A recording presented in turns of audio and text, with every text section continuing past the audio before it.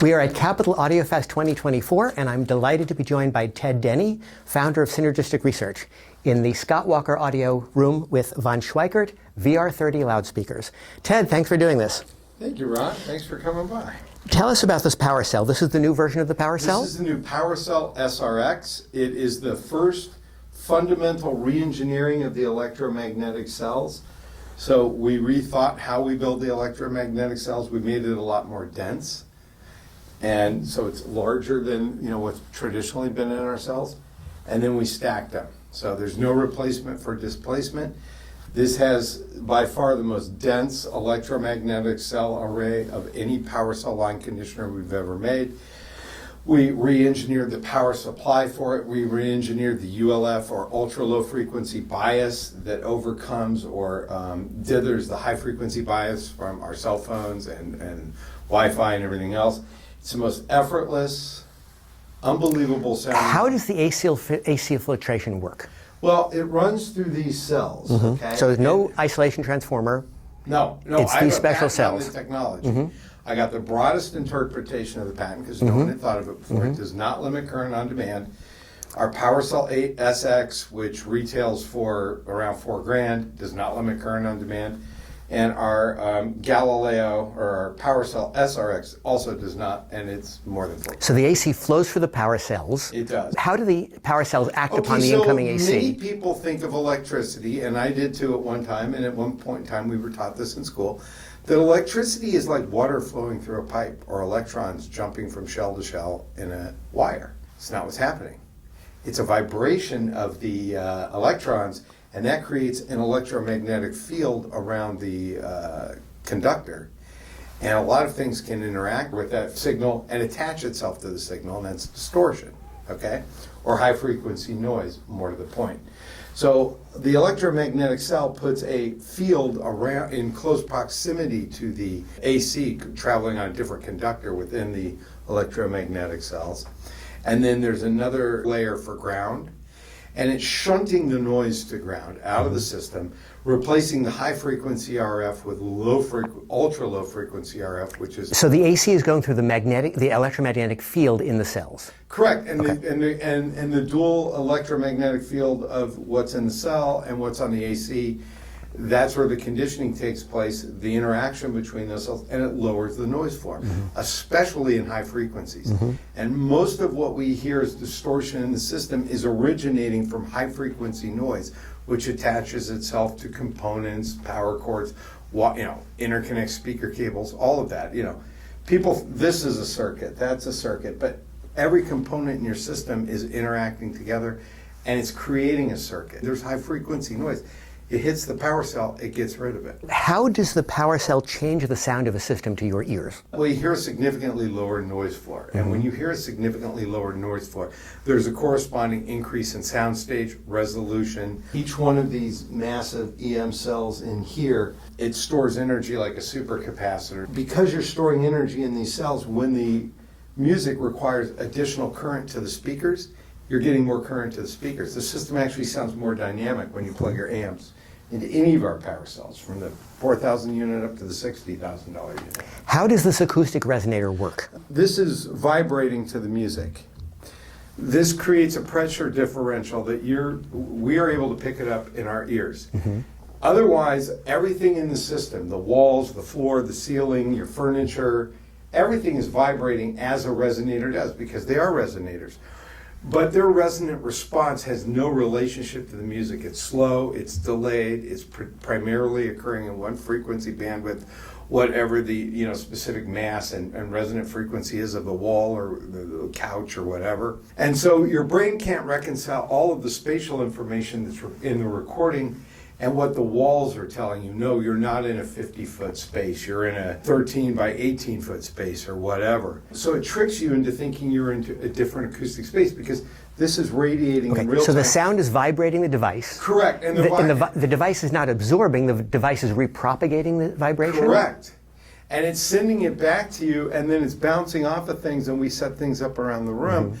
And your brain is we don't hear in real time, we process the sound that we hear as we're hearing it, and that lets us know where things are around us. When we were chasing down food or whatever, it was good to know something's trying to sneak up on you. So what is the sonic effect of the resonator Well, I can in the take it system? out for you, but when you take it out, the sound field collapses. Mm-hmm. It becomes more two-dimensional. You have more of a phantom image between the speakers. There's less sense of air and decay into space. And if you've ever remember Viewmaster viewers when we were little kids, I'm afraid I do. and you remember they were very dramatic in their 3D effect, but it was also very unnatural. Correct? Mm-hmm.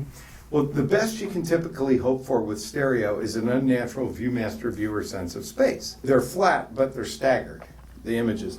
Because this is radiating in a 360-degree circle, what you hear, the guitar has body to it. Everything has a rounded quality that mimics whatever the shape of the instrument is. So when you're really good at decoding with your, if you're a careful listener and you're very good at decoding the shape of space, the gestalt of the space, you hear it much more clearly with this. And tonally it's better. High frequencies are sweeter with more air and extension. It tightens up the bass. It does a lot of things. What is this tower device here? That's an FEQ Carbon. So I'm using harmonics of the Earth Schumann resonance as part of what we do in our patented electromagnetic cell.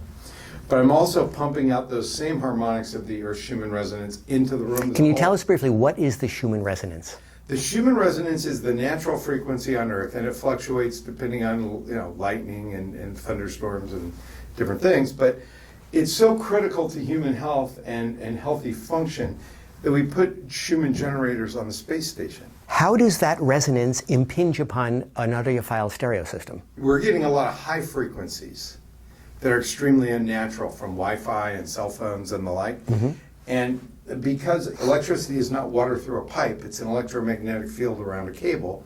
It's electromagnetic field around a component, and our active components address this, or platforms. But anyway, that high frequency noise attaches itself to the cable by flooding the zone with low frequency RF or harmonics of the Earth Schumann resonance, and we do so in a strategic way between two channels, multiple frequencies, different amplitudes, different waveforms on these frequencies. We can contour a sound, make any way. So this is an RF transmitter. It's transmitting RF at some frequency. Extremely low frequency RF, but what happens is it overpowers what's happening with cell phones and Wi-Fi and lighting in the room. To a large extent, it becomes the dither or the bias for the RF in the system. And that's the frequency we evolved for. And so the system sounds very natural because of it.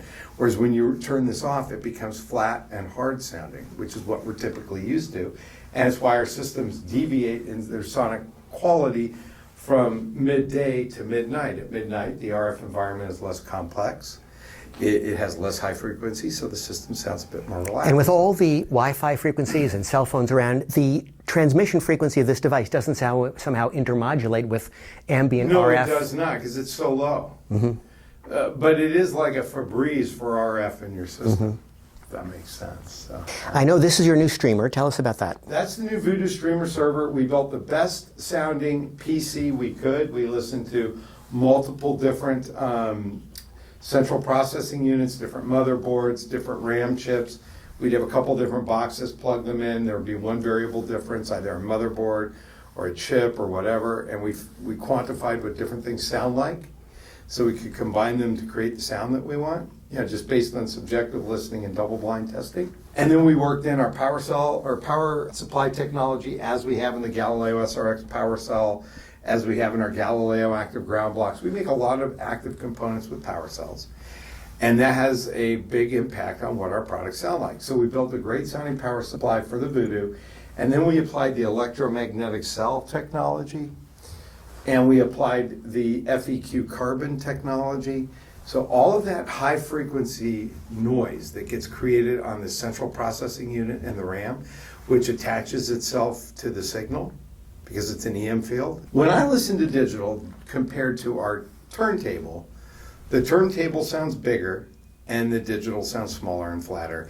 And typically there are some high frequency artifacts that are less than desirable. I've always believed that that was a component of the digital process. You're taking an infinite analog waveform and you're converting it into a step binary waveform. And I thought that we were throwing out a lot of information. It turns out that's not the problem at all. It's the high frequency noise associated with chips used in digital circuits.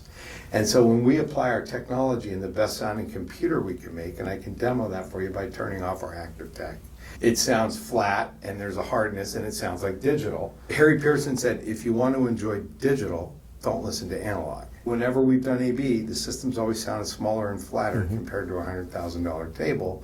But now our streaming on Qobuz sounds more open and transparent and breathes more than our turntable does. Are you sure? Well, yeah, I'm sure, but there are records that are better than there's any digital file. So in that case, the vinyl is better, but there's no inherent advantage to the medium anymore. What is the next new product we should expect from Synergistic Research? Well, we have it in the room now. It's the new SRX XL Ultra reference cable loom.